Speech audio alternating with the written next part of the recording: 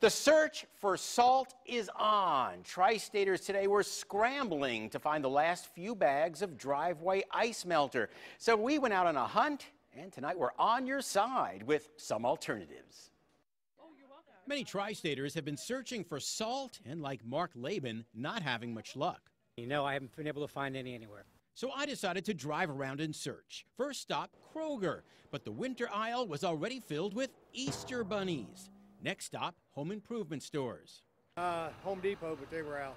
Sure enough, Home Depot had lots of grills and patio tables where the winter gear was stocked last month.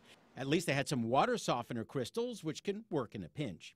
So I took one customer's advice and pulled into a small local hardware store where it was like I had died and gone to heaven. Here at Crescent Springs Hardware, a full pallet of ice melt greeted customers like Lisa Hughes, who couldn't buy it fast enough.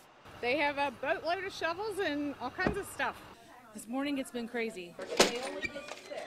Manager Liz Hall says they were the only game in town for snow supplies. We've heard that the local competition is out of rock salt, out of snow shovels. What if you have no luck near you? Try these alternatives suggested by Ohio State University. Water softener salt, Morton table salt, bottled beet juice, just like the road crews use, sandbox sand, kitty litter, don't use the clumping kind, and dry fertilizer. In the end, Mark Lehman got lucky at the Fort Mitchell Kroger. It was going fast, so I got one of the few remaining. Good for him. After this report, that hardware store down in Crescent Springs may be cleared out too. So call any store you're thinking of going to tomorrow, and please be careful driving so you don't waste your money. Tanya, Julie?